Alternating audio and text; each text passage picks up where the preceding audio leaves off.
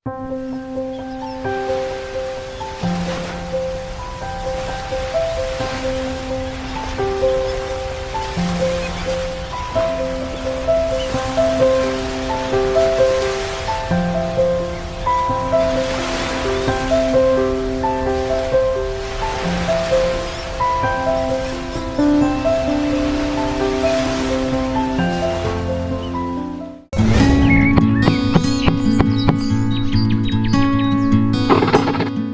guys! It's Melody Jadi here. Magandang araw po sa ating lahat. Ngayon po pala ay may bago tayong pupuntahan. At bago ko nga sasabihin sa inyo guys kung saan po tayo pupunta ngayon, ay gusto ko lamang pong sabihin sa inyo na na-miss ko talagang gumawa ng bagong content. At dahil nga po na-busy tayo sa school, ay syempre ay wala tayong ganong oras. Pero ngayon na bakasyon, ay marami na tayong oras at makakapasyal na tayo kahit saan.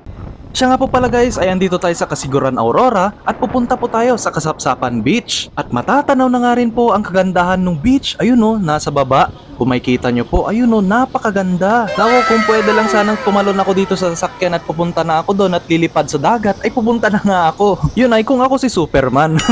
At habang tuloy-tuloy nga po tayo nagbibiyahe guys, ay napansin po namin ito, napakaganda kaya binidyoan ko na. Itong parabang mga decorations. Hindi ba kaya fiesta nila dito? Hindi ko rin sure pero napakaganda po kaya binidyoan ko na lang. At ngayon guys, pasok na tayo sa Barangay Kulat. Hindi ba ang tawag sa kulat ay taong magalaw, malikot, ganon, ang kulat-kulat mo. Kulit kasi yun, huy. Biro lang po guys, shout out po sa mga taga Barangay Kulat dito sa Casiguran Aurora. Siya nga rin pala guys, mga ilang oras o kaya minuto na lang ay makakarating na po tayo doon sa Kasapsapan Beach. At nakarating na nga rin po pala tayo guys. So guys, nandito kami ngayon sa Casiguran Aurora. Dito sa beach. Ayan yung view dito. Sa Kasapsapan to. Sama ko yung mga pinsan ko. Yun si Carla, si Kuya Cedric. Ayan, nandito kami ngayon sa beach. Tapos yun, sila Invictus. Wait lang, zoom natin. At pagkarating nga po pala namin dito sa beach guys, ay dali-dali na nga nagbihis itong aking mga pinsan at si Invictus sa aking kapatid at agad na silang lumangoy. At sinundan nga namin sila dito sa baba guys, kanina nasa taas kami nagtatambay nila Kuya Cedric at ni Carla. Ngayon nandito si Invictus, si Aldrix at saka si DG, aking pamangkin po yan. Nalaro nga sila Victus dito, sila Invictus. Nakaingit ko. Tara na palit ka pa. Sige mamaya. So lalangoy na kami mamaya, pero mamaya pa siguro. Magpapahangin lang kami. Oh, tignan muna to, magmasid-masid muna tayo dito ng... At lumangoy na nga rin kami kanina guys, at ngayon ay magpapahinga na at bukas ulit. Sino naman ang hindi maganda ang araw kung ganito ang bungad, hindi po ba guys? Napakaganda, ang tahimik, may kita mo si Haring Araw na pataas na, at maririnig mo yung mga alon ng dagat, at saka napakapayapa ng paligid. Napakaganda talaga ng araw kapag ganito, hindi po ba? Ang saya.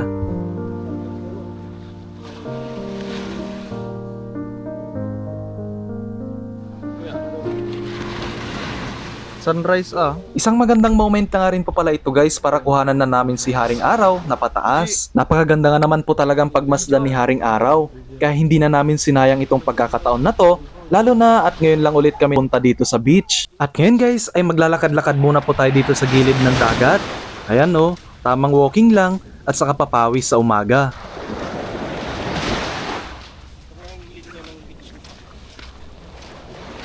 PG.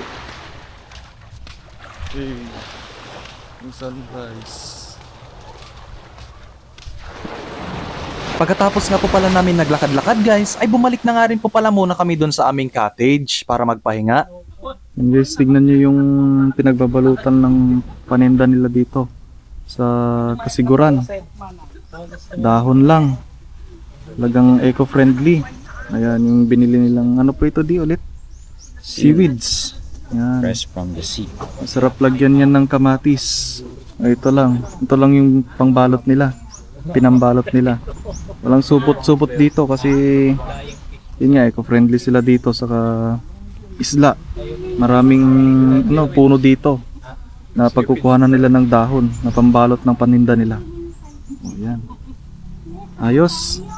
At dito naman po guys ay may naglibot po na nagbebenta ng mga isda. Ayan, tingnan natin yung mga paninda nila. Flying fish yun. Ito dito dami. Ano po ito? Flying fish. Flying fish yun.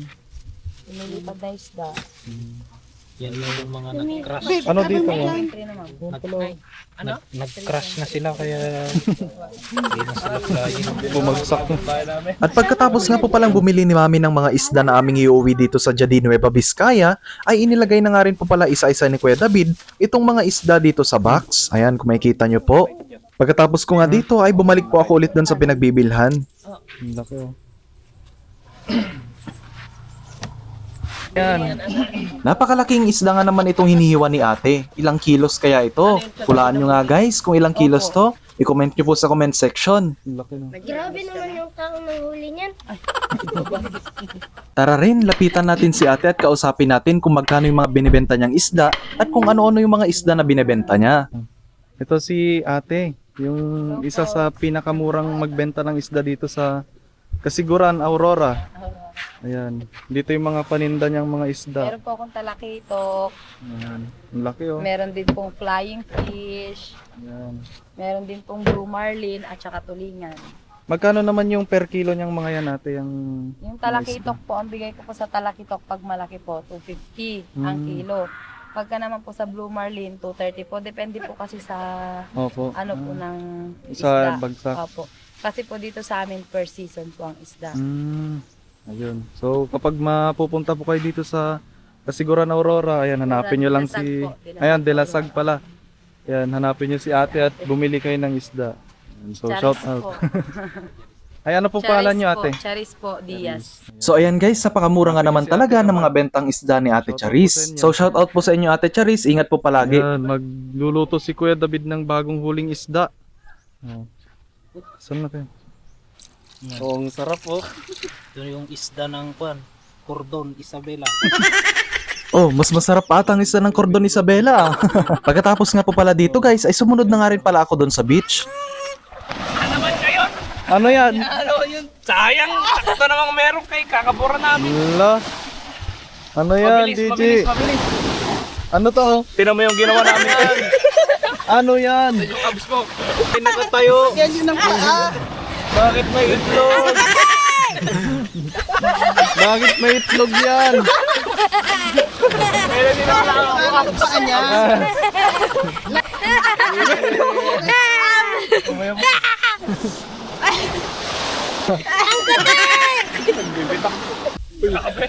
Hey, wala na.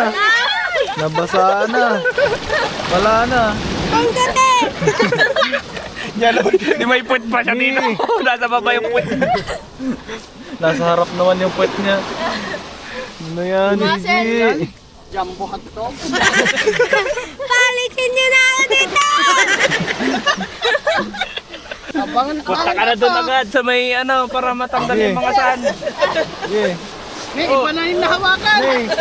May iba na. Silong. Takbo! Yun na. Pagkatapos nga po pala dito guys, ay tumaas ako at sumunod ako dito kay Kuya David. Uy, grabe na yan, Lods.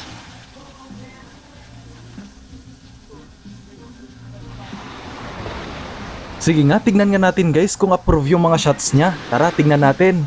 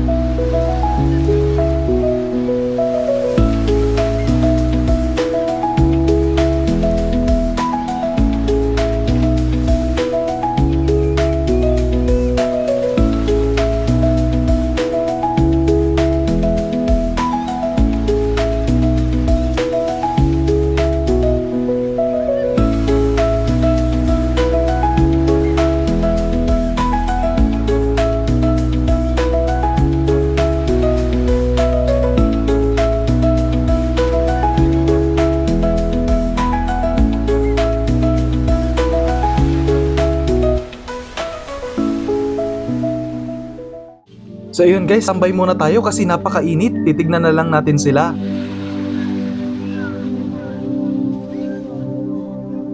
Hindi ka na kasi. Yay! Pagkatapos nga po palang lumangoy dito guys, ay tumaas kami at magmemeryenda ng ice cream. Tara, bili tayo. Magkano na, Mi? Ibigay ko na 105, di ba? Isa pa. Isa pa.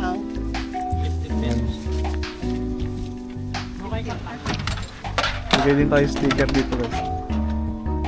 Shoutout kila kuya. Hello po.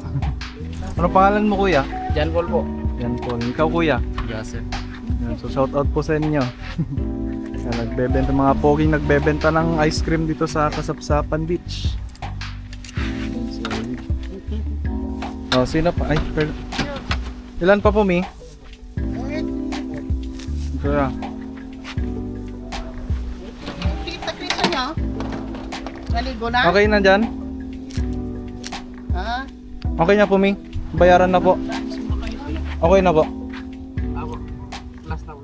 So yun lamang guys, dito na po nagtatapos ang ating video at maraming salamat po sa inyong panonood at sana po pag-follow niyo po ako at mag-iingat po kayong lahat palagi. Maraming salamat po and God bless po sa atin. Bye!